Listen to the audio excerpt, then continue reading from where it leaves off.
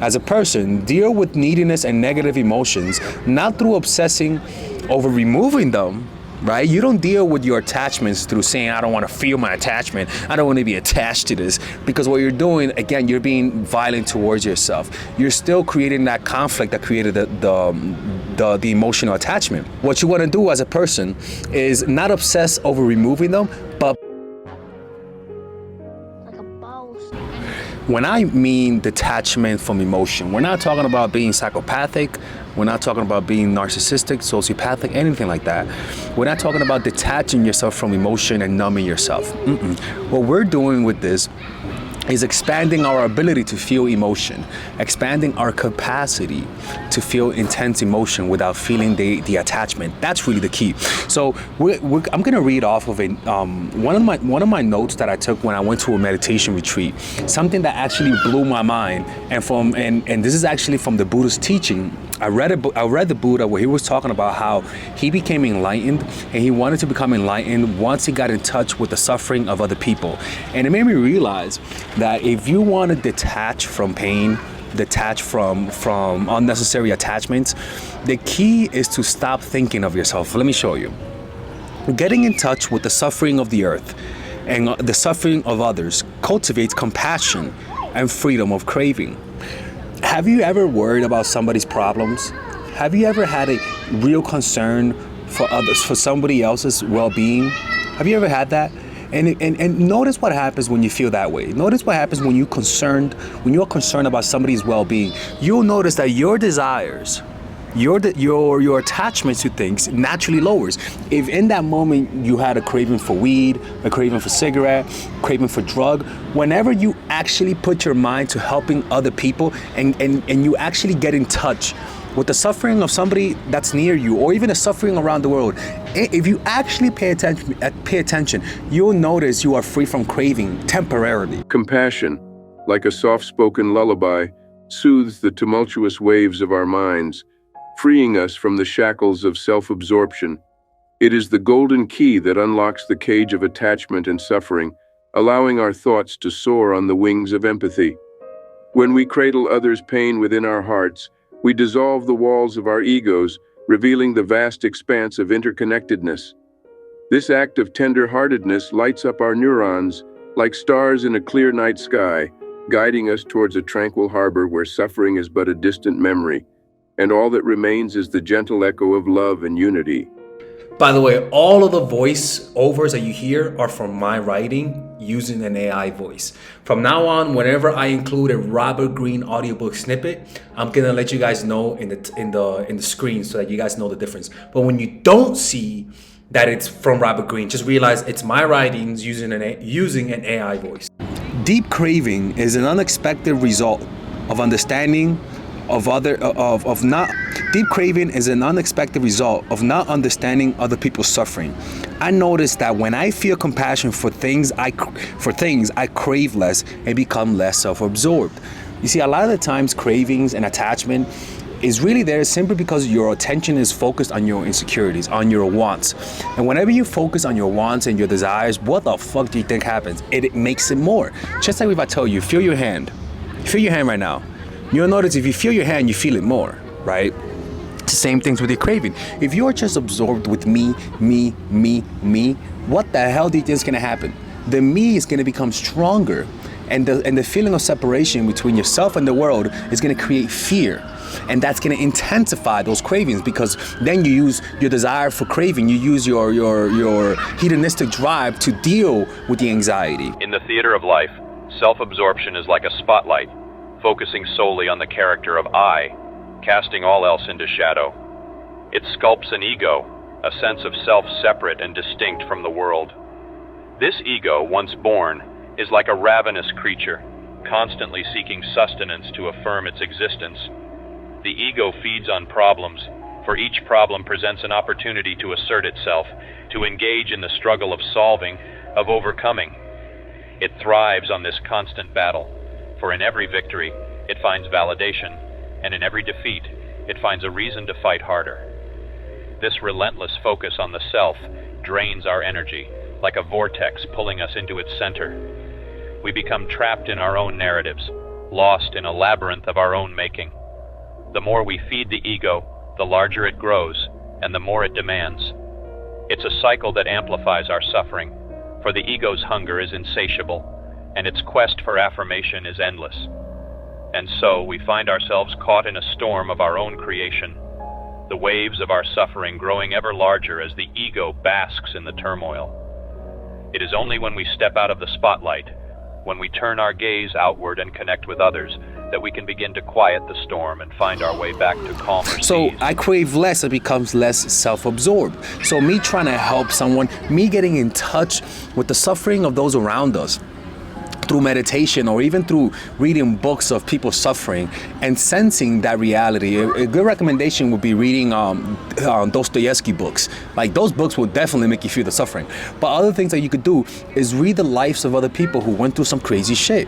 Like when you talk to people, imagine what it was like to be them throughout their whole lives. Imagine the suffering that people go through and feel it in your body. You'll notice that when you do that, your cravings lower. And I write, when I take shrooms, I tend to sense the suffering of the world in a very deep and personal way.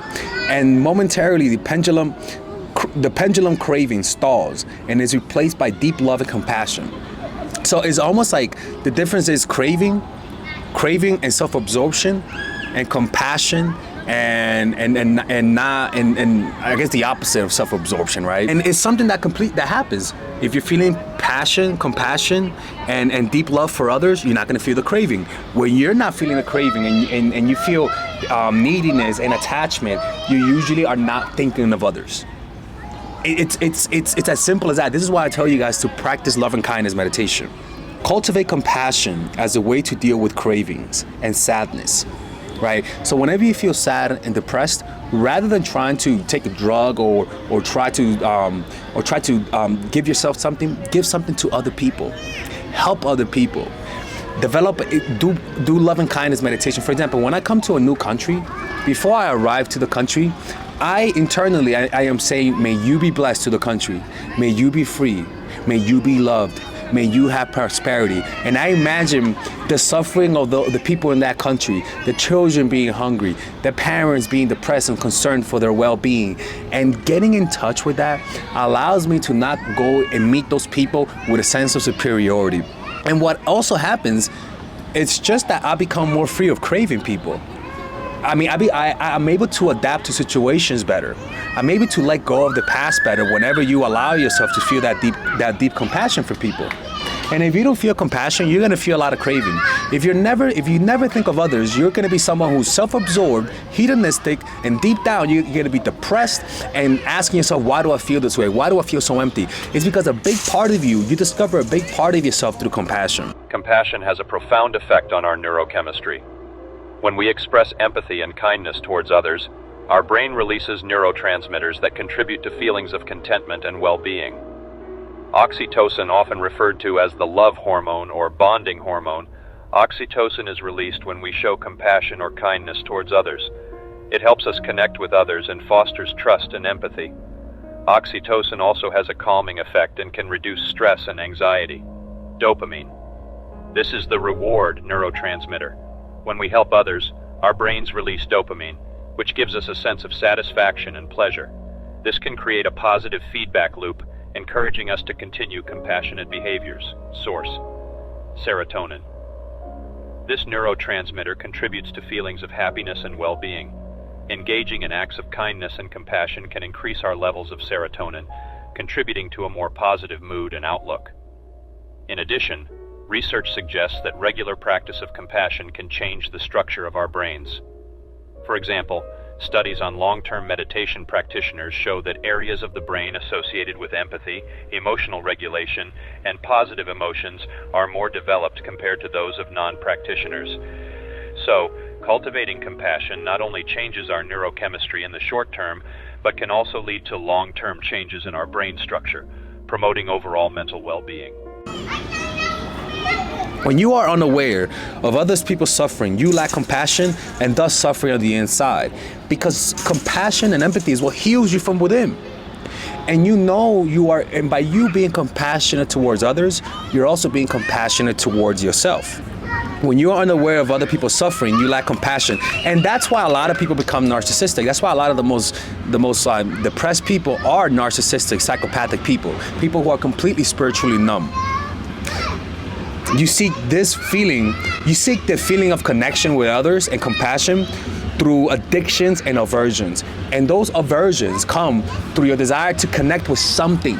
So you are attached to an emotional outcome. You are attached to someone who's hurting you, to a situation, to people, all because you are not attached through yourself, through compassion of other people. That's why rich kids who never see poverty and suffering tend to be so unhappy. But if they see the suffering of other people, the capacity for love arises. In other words, you feeling love and compassion for other people's suffering allows you to feel compassion for yourself as well. I'm sorry, you cannot love yourself if you don't feel compassion for other people's suffering. It's cute. You just can't. If you lack self-love, that just means you are completely apathetic to other people's destiny. You don't give a fuck about other people. You only care about yourself. And studies show that people who help others, who give to charity, who help others in need are happier. Love others, bring love to the world, and so you end your own suffering and attachment. Live for other people. Live to make other people happy, not being a doormat, but live to give positive energy, to do nonviolence to yourself and others, to be honest, to do good deeds, to seek out to help people who are in need. And you'll notice, I know this for sure. I don't even need to say, I swear to God. You'll notice you feel better as a result. Loving others, bring love to the world and yourself, and you end your own suffering and attachments. As a person, deal with neediness and negative emotions, not through obsessing over removing them, right? You don't deal with your attachments through saying, I don't want to feel my attachment. I don't want to be attached to this. Because what you're doing, again, you're being violent towards yourself. You're still creating that conflict that created the emotional attachment. What you want to do as a person is not obsess over removing them, but by extending compassion onto others, to animals, to plants, to your family and friends. If you feel sad, depressed, don't eat this, don't eat that. Look at a flower and meditate on that flower. Notice how this flower came to being. Look at an older person, somebody who is, at an age where they're really old, I don't know, and imagine how they were when they were younger. Go through in your mind, imagine the suffering they went through. Imagine the disappointments they went through. Imagine the happiness that they went through. Get in touch with their suffering and feel it from within you. That feeling of connecting with other humans will naturally heal you from within and let go of attachments. As social animals, humans have evolved to thrive in communities. Our ancestors understood the power of unity and bonding, finding solace and strength in each other's company. They relied on each other for survival, hunting, gathering, defending against predators, and raising offspring. This collective living not only eased physical burdens, but also provided emotional support and a sense of belonging. Being part of a community enabled early humans to share their fears and pain and find comfort in knowing they were not alone. This bonding has a profound effect on our neurochemistry. It triggers the release of hormones like oxytocin, known as the love hormone, which promotes feelings of trust, empathy, and bonding. It reduces stress levels and creates a sense of peace and safety. However, in today's world, this healing aspect of human connection is often lost. Modern lifestyles can be isolating, with people spending more time in front of screens than in face-to-face interactions. Our busy schedules, coupled with the rise of digital communication, have created an environment where genuine, meaningful connections are less common. This lack of connection leaves us feeling isolated, afraid, and vulnerable. These feelings can exacerbate our insecurities and anxieties, leading us to become more self-absorbed. We may start to focus excessively on our own needs and concerns, further deepening our sense of isolation and disconnection from others. When we're disconnected from others, we're also disconnected from a crucial part of ourselves. Humans are wired to connect. Our brains are built to respond to social interaction. Studies have shown that social isolation can lead to a range of mental health problems, including depression and anxiety. Reestablishing these connections can help heal us from within. When we share experiences, support each other, and feel seen and understood, we tap into our innate capacity for empathy and compassion. This not only helps alleviate our own pain and fears, but also fosters a sense of belonging and unity, echoing the communal bonds of our ancestors. In essence, human connection is not just a social convenience, but a biological necessity. It is a source of comfort, strength, and healing, a balm for the wounds of isolation and fear. By reconnecting with others, we can begin to heal from within, rediscovering the power of unity and the joy of shared humanity. Of an animal. Imagine what that animal went through, the fear. For example, when I think of my dogs, one of the things that happens one of the things that I feel a lot of compassion is imagining my dog Missy in the wild, and her running away from a predator, and her being scared, and her like, oh, you know my dog Missy, right? Imagine her, she's afraid, and her eyes are like, oh. That thing makes me, oh my God, Missy, don't get hurt. Like, it makes me feel so sad, but also it allows me to get out of my head and feel love and compassion and the desire to help something that's not me. That liberates me from myself. It liberates you. You feel this weird, powerful, all-encompassing universal energy that only comes through your connection with the suffering of others and your desires to heal them. So look at objects. You look at that tree, and you feel compassion for that tree, right? Or you look at that dog, and so for that few seconds, you say to yourself, Lord, may you be blessed, little doggy. May you be free, doggy, right? And then you look at that tree over there that you see right here, and for just 5 seconds, wish that tree love, wish that tree happiness, and wish that tree prosperity. And as you're walking, you might see even that tree over here. And just for the next 5 seconds, wish it love, wish it compassion, wish it happiness. You might see that car, and you might even tell that car, may you be happy, car. May you be at peace. See that plant over here? Say the same thing, right? And whenever you're feeling sad and depressed and attached to unnecessary attachments, you say that to yourself. You say, may you be free. You just take a walk of compassion, or even do a meditation of compassion, and get out of yourself and stop thinking of me and start thinking of others, and start thinking and wishing the well-beings of others above yourself. What you will notice, you will be happy, you will be free, and you will be at peace, man. This is how you do it. It's not through drugs, it's not through this or that, it's through simple meditation. Simply desiring that people around you are blessed.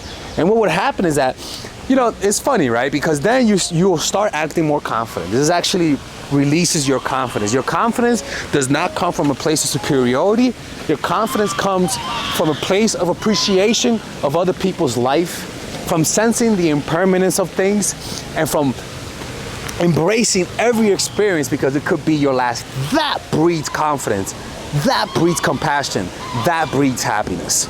Something that I do is when I walk around the park, and I'll give things 10 seconds of compassion. I'll look at a plant, and just for 10 seconds, I'll feel deep compassion for that plant. I'll imagine maybe that plant is the reincarnation of my mom or my grandpa, and then I'll look at a random car, feel compassion for that car. I'll look at a random dog, feel deep compassion for that dog. You literally force yourself to feel compassion. You train your mind to feel compassion. The high compassion and love, the high of peace and moving with compassion, move and think with compassion. So that means when you look at an object, look at it with compassion. Even when you move with compassion, right? When you look at me right now, look at me with compassion. Look at me with love and tender embrace. When you sit, try it right now, sit with compassion. How does that feel different, right? When you hear me with compassion. Make an effort, see how that sounds. See if it changes your experience. Look at me again with compassion. Just imagine you looking at a sibling, at a son, at a child that you love. Notice how it changes, and notice how it changes your focus from yourself to somebody else. And notice how changing your focus to somebody else, there's almost like it feels, your reality feels like it expands more. It's like the expansion of the sea. You sense that you are in a sea of compassion.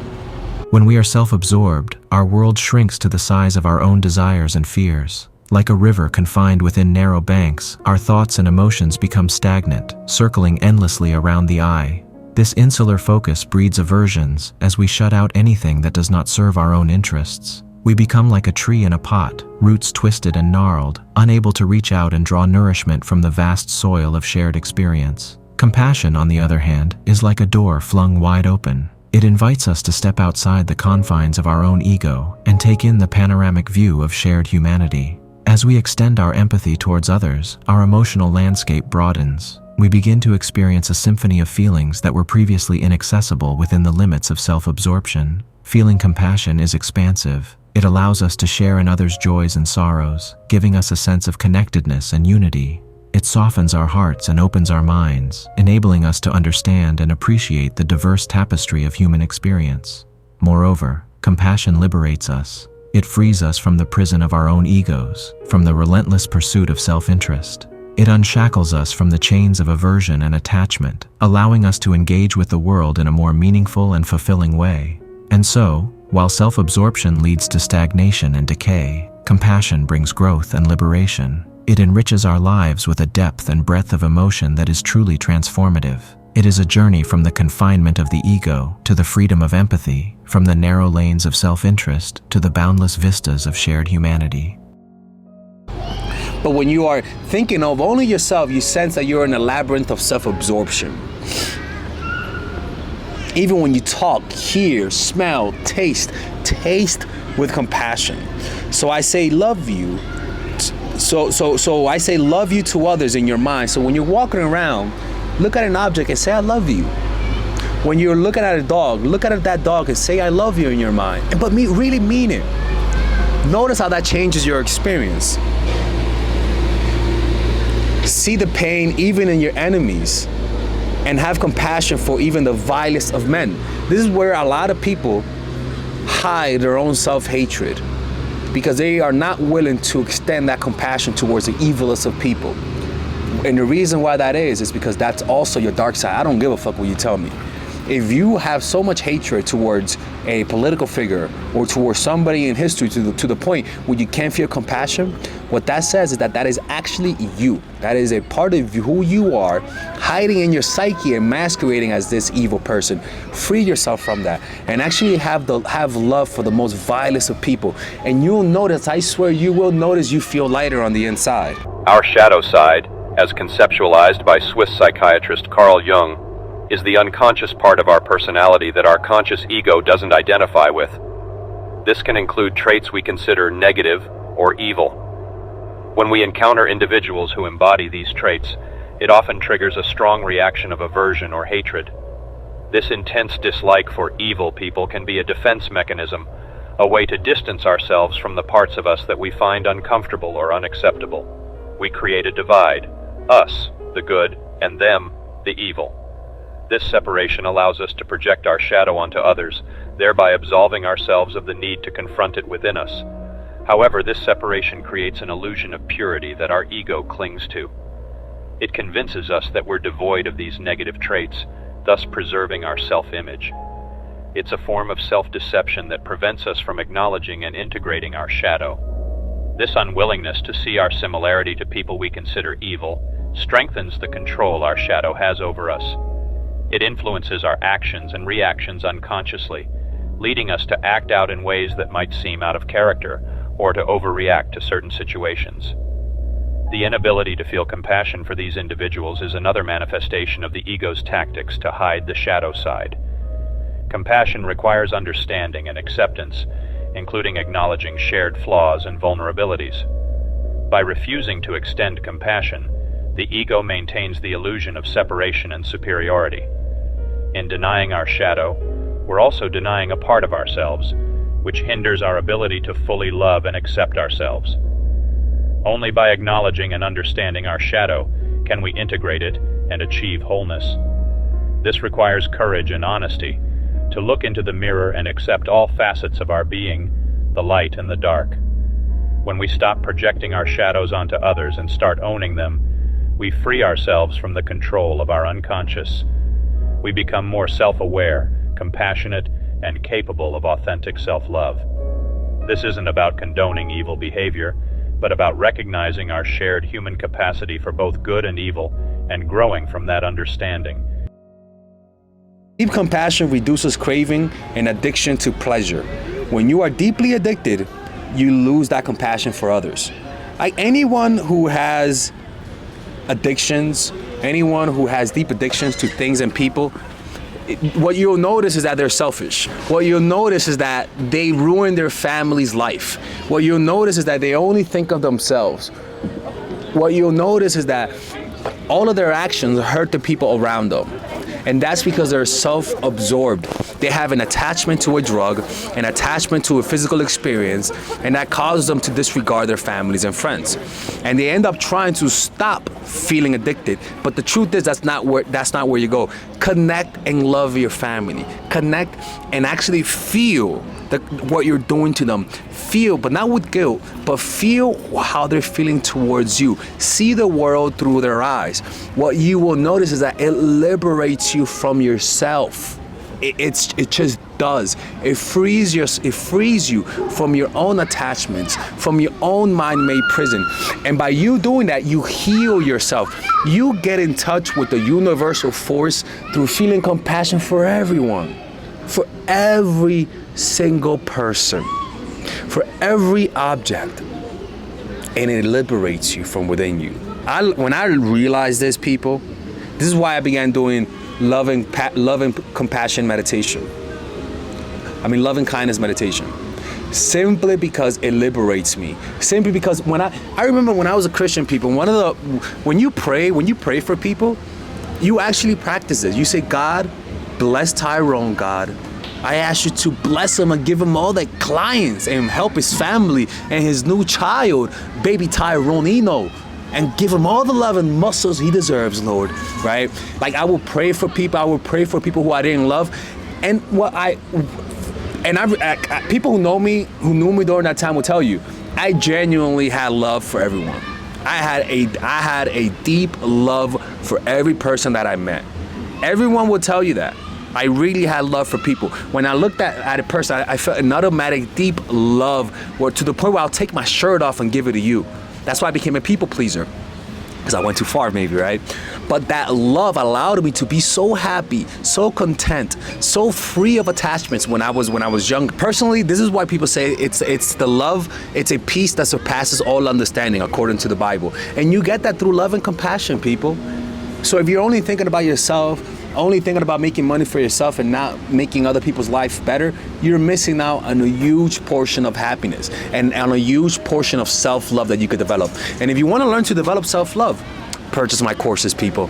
Purchase my course, Emotional Mastery.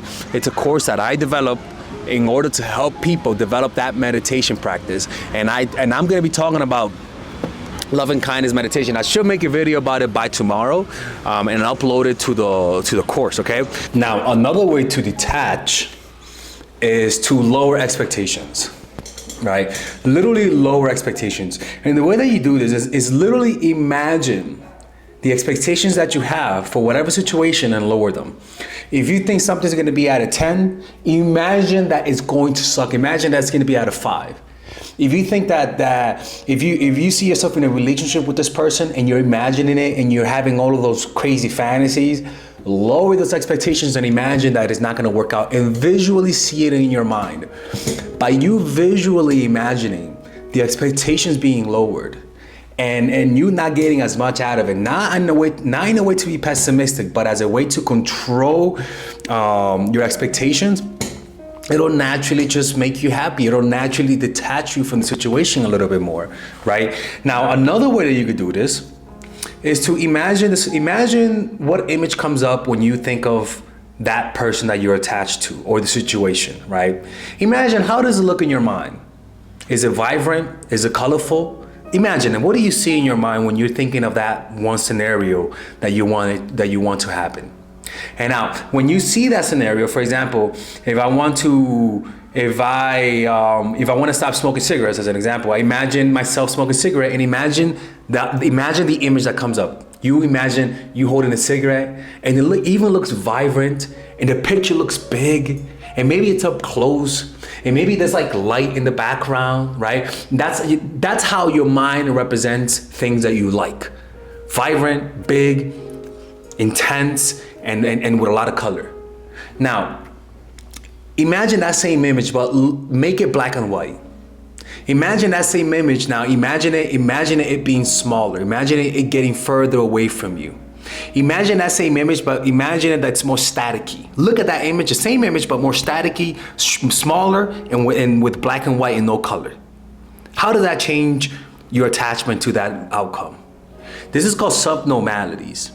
And this is something that's used in NLP. And you could use this for any scenario. If you want to get motivated, imagine the image of that thing that you don't want to do, right? Maybe working out. And then imagine that you could intensify the color, make it really vibrant, make it really big. Imagine yourself smiling. Imagine it even having exciting music in the background. And now imagine how you feel about the scenario. It actually motivates you. You guys can look up the swish method, the swish technique, NLP.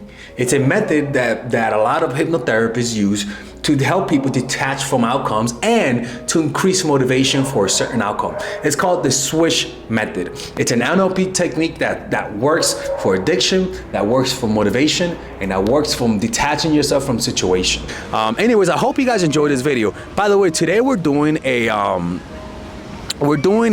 Robert Greene book club video for Patreon, but I'm going to be posting some of it, a small portion of it on this channel.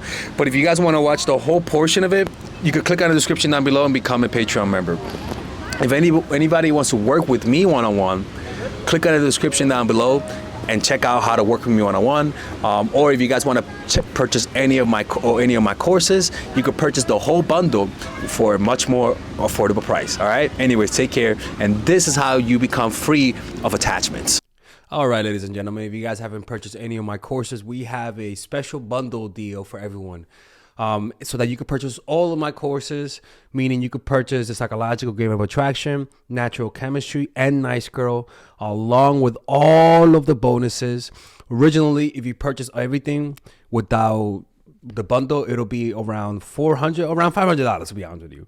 But right now, if you guys purchase it, with the bundle, you guys will be able to get all of these courses: Psychological Game of Attraction, which is for women who are single; Neurochemistry, which is for women who are in a relationship; Nice Girl, which is a course on assertiveness, along with all of the bonuses: social mastery, practical mastery in terms of how to master anything, social mastery in terms of how to master your social skills, and the laws of human nature, wherein it's part of the Robert Greene book club I used to have.